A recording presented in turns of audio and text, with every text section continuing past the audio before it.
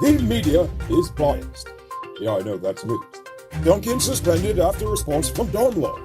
Passenger caught with weed in a Pringles can. And GPF gets $10 million for cybersecurity, which they're probably going to use to hassle YouTube.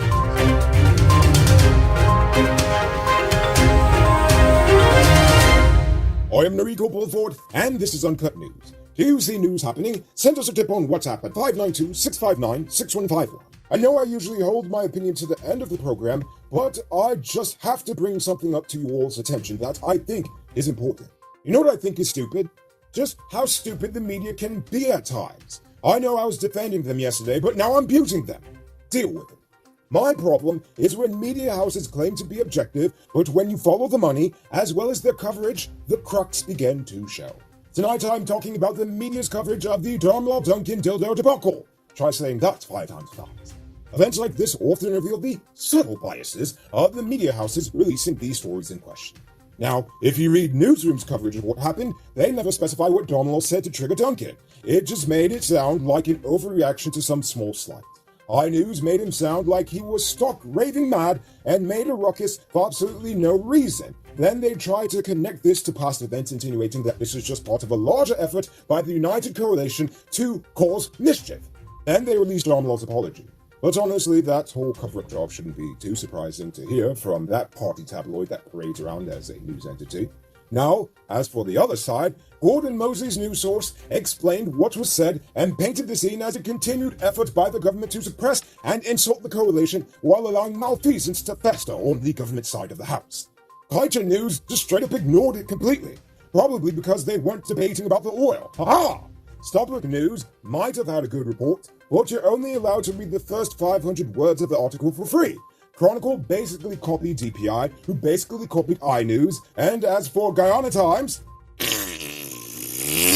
sheer fault. I refuse to read that rag out of fear that I would lose some brain cells just reading it. Honestly, I feel dumber just even saying the name of that entity. So, honestly, at the end of this, the only one who gave this story the proper coverage is Demerara Waves. They approached the situation from both sides. They avoided biased language, included quotes of what was said, who it was reportedly directed to, and who said it. They got Darmlaw's limp-wristed apology and the coalition's response to said apology. So, good on you, Dennis Chabot.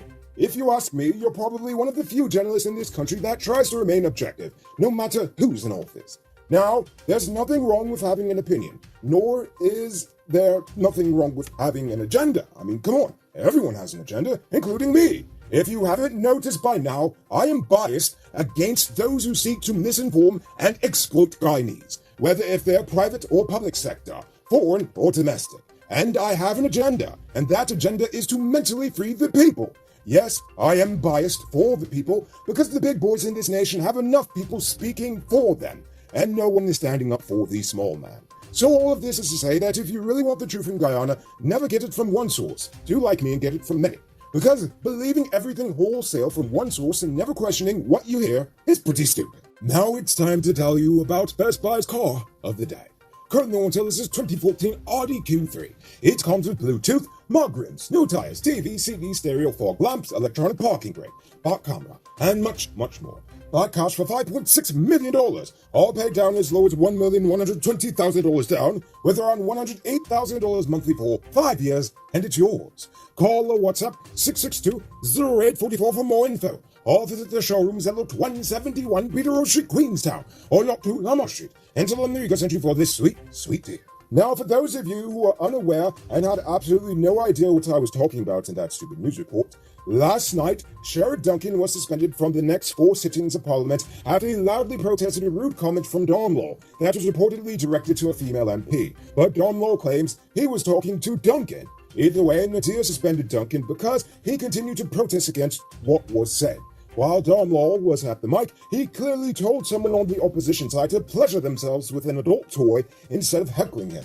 Angered, Duncan shouted at him, "You are a nasty fella." He is a nasty fella.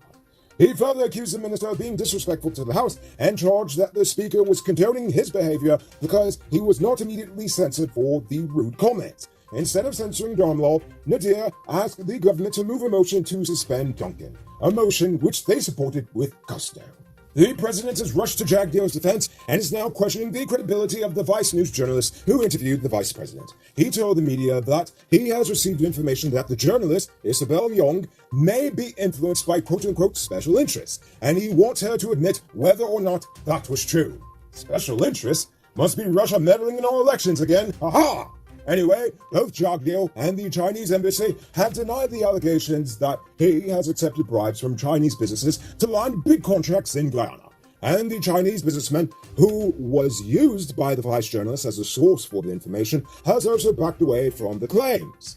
This whole debacle is honestly embarrassing. Almost as embarrassing as learning that a large quantity of rice was imported from India during the 2021 year by local businessmen in order to meet export commitments. Indian High Commissioner Dr. K.J. Srinivasa made the revelation during a recent interview with Starbuck News. Srinivasa said that some Guyanese businessmen needed to get rice from India because there was some shortfall somewhere in Brazil or something like that.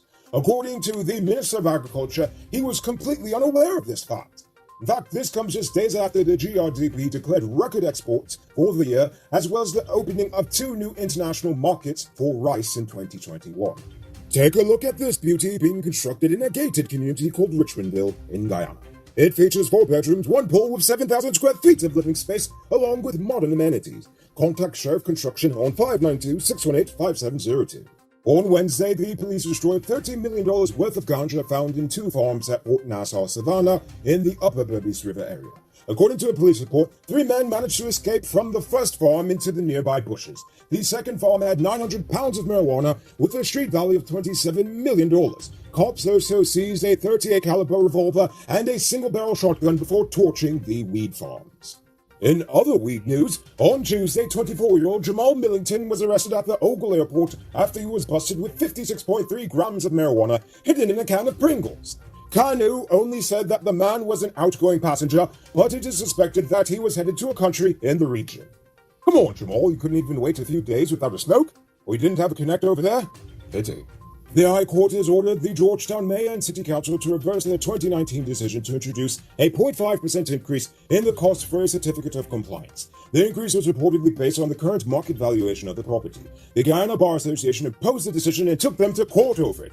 The council argued that there is nothing in the legislation which prohibits the council from setting fees and charges on a percentage basis as opposed to a flat fee. They said that it's not a tax, but a levy by a public body. But this week, the High Court finally told the city to reverse this decision. Don't fall for these get-rich-quick schemes, people. There is a legit way you can earn some extra money to supplement your existing hustle. Become a top-up vendor quick and easy through Cellular Plus. Call them on telephone number 685-3109 for more info.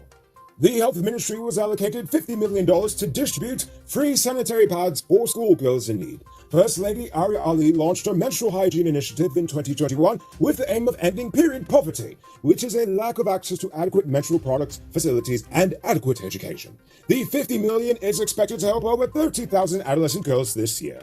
The GPF has just been allocated $17.5 billion, of which some $120 million will go towards training. And of that amount, there are $10 million set aside to train ranks in cybersecurity. The funding for the training increased by some $41 million from 2020's allocation. That's the overall training. I'm talking about that $120 million. From the total sum of the force, $9.1 billion is the total cost for wages and salaries. $400 million of the total amount is also going towards the construction of the Brickdam police station. Now for today's Runner Report. The nation recorded 160 new cases. There are now 1,188 persons dead, 17 in the ICU, 3,038 in home isolation. And the total number of confirmed cases around the nation now stands at 62,061. So please, people, wash your hands frequently. Avoid touching your nose and mouth and mask up before you leave the house. When you do leave home, try to avoid enclosed spaces and large crowds. And remember to give 6 feet of space between you and others. Now finally, for our Uncut News Views Poll question of the day. Every day we pose a question about current events in Guyana, the region, the diaspora, and how you feel it relates to us. Yesterday, we asked about the Sioux and Mr. Jagdeo situation. What do you think about it? Angie the Atheist says 2 things to consider would be the corrupted nature of the PPP, and that our politics in Ghana is more propaganda than facts. So I'm willing to wait and see if Jagdeo suits the news, because that is the only way for him to clear his name. Child of the Sun says, I wonder what sweet deal Jagdeo cooked up for his tenant to retract his claims and for the government to make a statement. Well, Your guess is as good as mine.